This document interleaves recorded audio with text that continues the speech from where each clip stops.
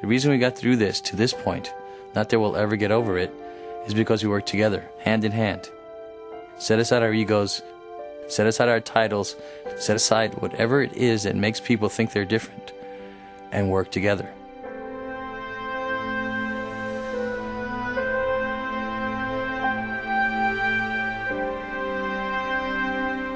Ground Zero itself was sort of like the magnet.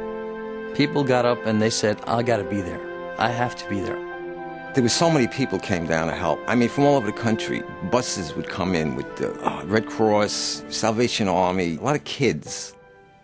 People wanted to help in whatever way they could.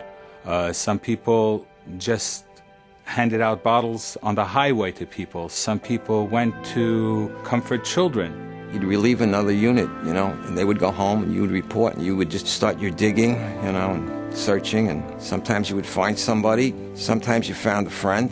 One thing that anyone who ever worked on the site will tell you is that they cried every day inside. There were some times that you couldn't hold it. There were some times.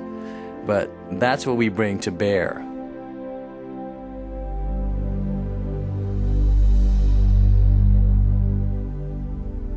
I think that's one of the things that makes America such a great country, is that, you know, whenever such a tragedy like this happens, you know, most people would expect America to be down and out, you know, and be like so depressed and down on themselves. But if anything, it's actually the exact opposite.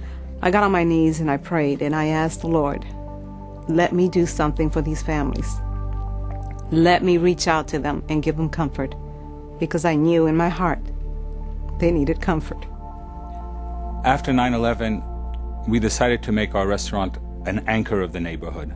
And we served food to whoever was there, either rescue workers, utility people, firemen, policemen, and we created a place where there was an interaction of the community. I was looking for something to do to honor my late brother who perished on September 11th. And so a close friend of mine had this idea about starting this organization that helps inspire people to mark September 11th as a day of service. My sister Wendy worked in Tower 1 in the World Trade Center, and unfortunately my sister did not make it on that day. I remember speaking to my friends from California and simply saying, imagine if we went to Afghanistan and we built a school there. What a kick in the head to Osama bin Laden. Basically, we got this huge plan, and we're going to walk from Rossford to Shanksville to Ground Zero, and we're going to do it in X amount of time, and we're going to try and raise X amount of dollars, and that's pretty much how the idea started. The mission of New York Says Thank You Foundation is every year on the 9/11 anniversary to take volunteers from New York City, send them somewhere in the country where they had a disaster, and rebuild something as our way of saying thank you for all the help we got after September 11th.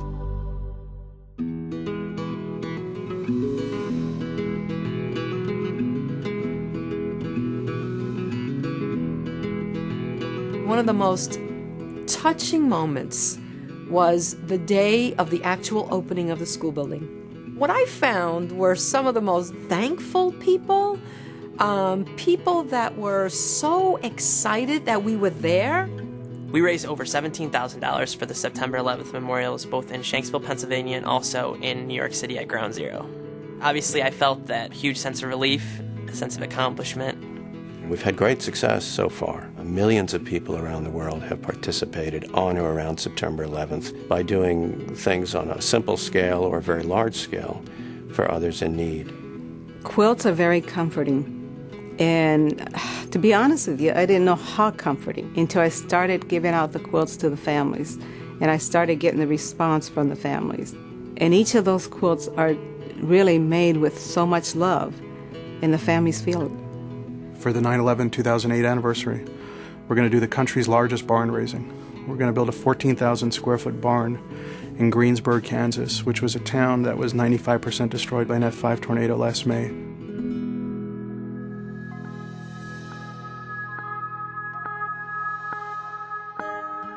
After 9/11, there was a tremendous spirit in the country, and I'd like to keep that going. I think that's important for a country. People should stop and remember on 9/11, not just what happened on 9/11, but what happened on 9/12, and how they felt when they saw folks with, Chicago firefighter, badges on their sleeves showing up to direct traffic in New York, and people from small towns in California and just around the world who converged on our city. It changed us forever. The more we keep the American spirit, the sense of unity, and the more that we care for each other, the more that we keep that alive, the better off we're all going to be in the end.